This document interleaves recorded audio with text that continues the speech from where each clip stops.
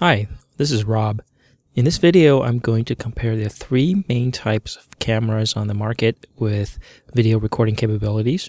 I'll be talking about the pros and cons of each and what type of shooting they're best suited for. This video is mainly for people who are looking to get into recording videos but aren't sure of what type of camera they should get.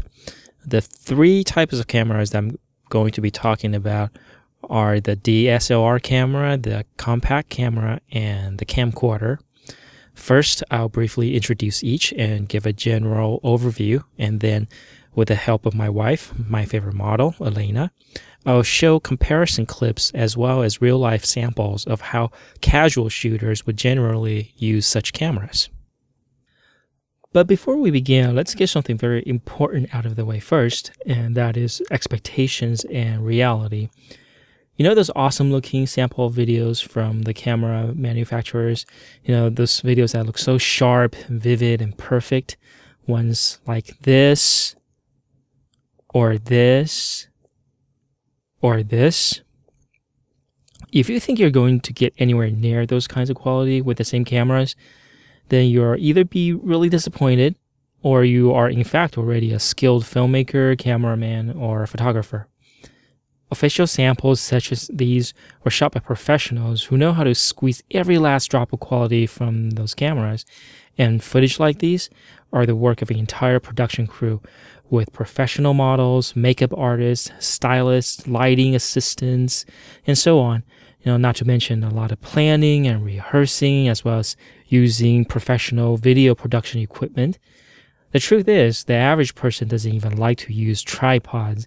Most people just want to be able to walk around and point and shoot without being tied to something that restricts their movement, which means most people's shots actually look something like this, or this, or this.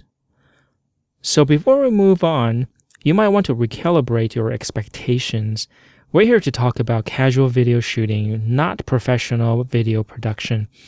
And in the world of casual video shooting, it's all about chasing your pets and children around the house, tracking your drunken friends and families at parties, harassing your romantic partner like some kind of relentless paparazzi, or motion sick-inducing vacation videos of crowded tourist spots. That's the kind of stuff that normal people usually shoot.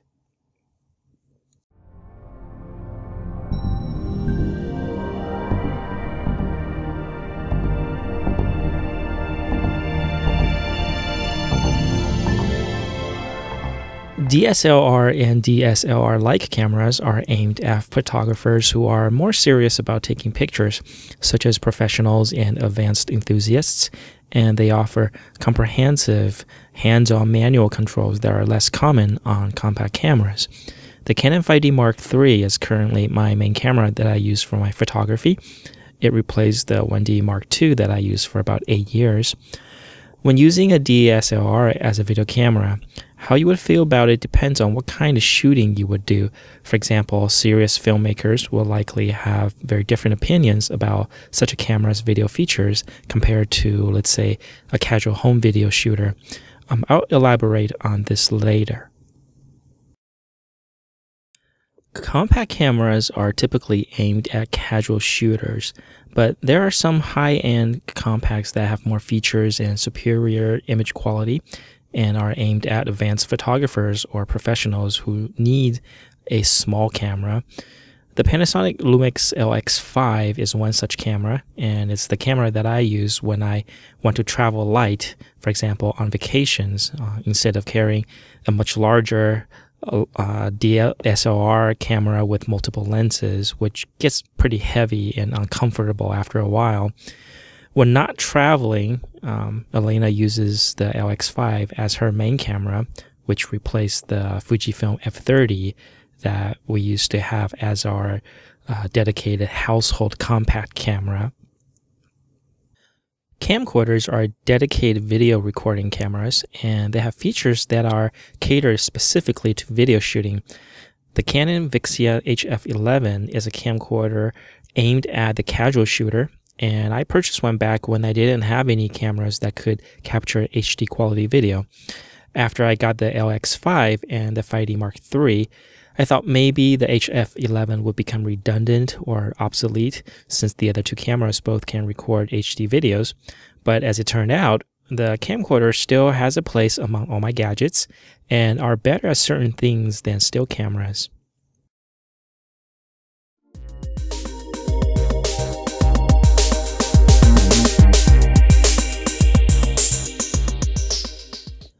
In the next segment, I'll show direct comparisons between the recordings of the three cameras, all shooting this exact same scene.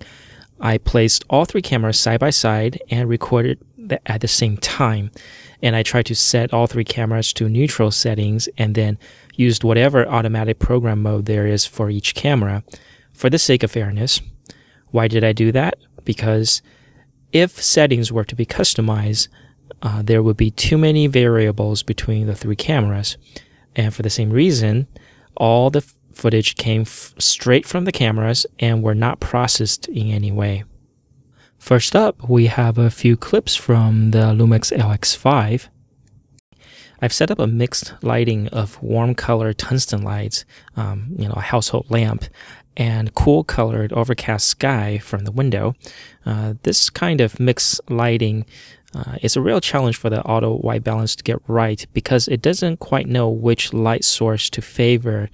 The auto white balance on the LX5 is a bit odd looking and has the tendency to be too yellow sometimes. Although here it's not that bad, it tends to be more noticeable when shooting still images and less so for videos.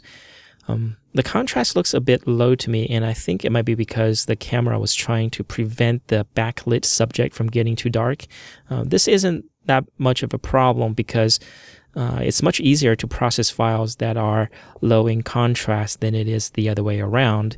The LX5 shoots HD videos at 1280 by 720, and although it's not the full HD, which is 1920 by 1080, and that will give you more detail, but the difference isn't as drastic as some people might think. And I think the higher resolution is really only important if you are shooting videos for some kind of production where higher fidelity is required. For typical home videos and just casual shooting, I think 1280 by 720 is just fine. And as you can see here, it doesn't look bad at all. Some people might not even be able to tell the difference between 720 and 1080. So, unless you are shooting something that's very demanding, I think this is really good. Next, we have the same scene shot by the 5D Mark III.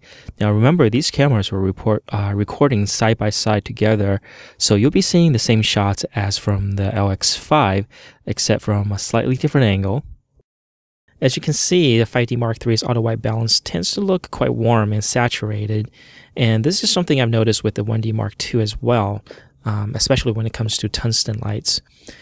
Since the camera was set to automatic, it includes the profile that was used, and I find the camera's choice to be too contrasting and dark. If I had customized the settings myself, I would have chosen a more neutral look. But because the 5D Mark III has a large size full frame sensor, there will be more latitude for processing when compared to recordings from cameras with smaller sensors. On larger sensor cameras such as the DSLRs, the dynamic range, color fidelity, and fine details will be inherently superior, but there are some real challenges in working with a DSLR as a video camera, and not everyone will enjoy the amount of work that's required to get good footage from DSLRs. This is something I'll talk about a bit more later. Next is the Canon VIXIA HF11. You can see that the auto white balance is much cooler in color temperature. I'm not sure why the auto white balance is much cooler. And as you'll see in this next clip here, the color temperature is much warmer and much more accurate, and the settings exactly the same.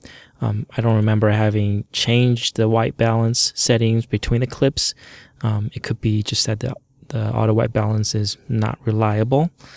The HF11 tends to render colors with a soft, muted look, and this is a distinct characteristic of the HF11, and it's not necessarily a good or bad thing. Some people might like the more subtle, natural look. Canon probably made it that way to keep the color noise down, since casual home videos are often shot in low light conditions. In terms of video image quality, dedicated camcorders like the HF11 are generally better than compact cameras and have more user-friendly features. But many feel that the camcorders today have no future, and their days are numbered, because cell phones and cameras today can all shoot videos of adequate quality. And I find that in low light conditions, the smaller sensors on both compact cameras and camcorders don't really perform as well as DSLRs. But in decent lighting, I would actually pick the camcorder over the other two types of cameras.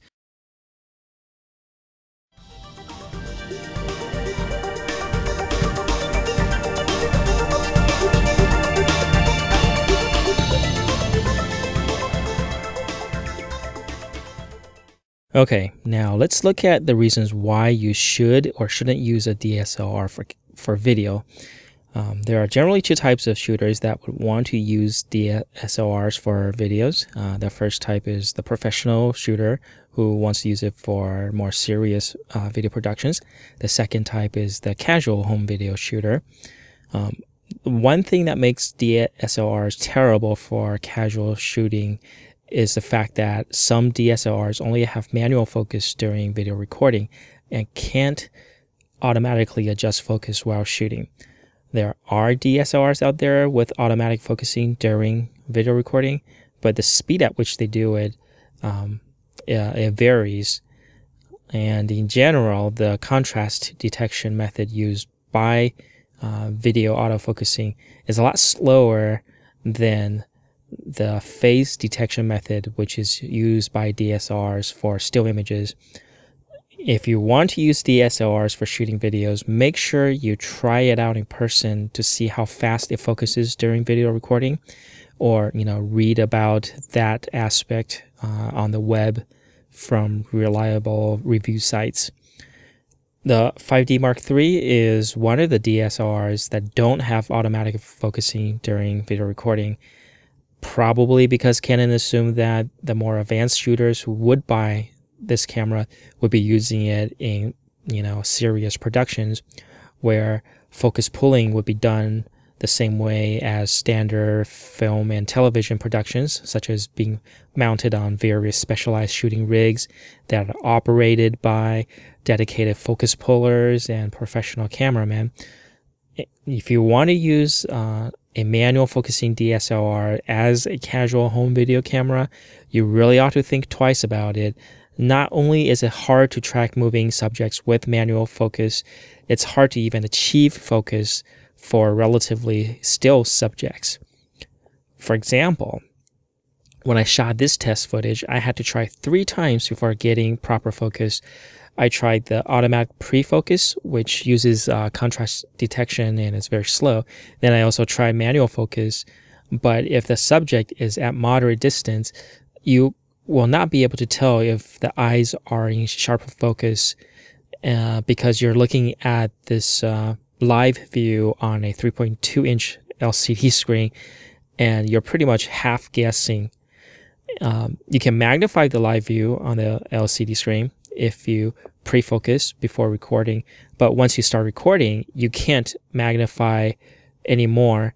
And if the subject moves just a little bit forward or back, you'll lose focus again, and you won't be able to tell until you look at the footage on a computer monitor.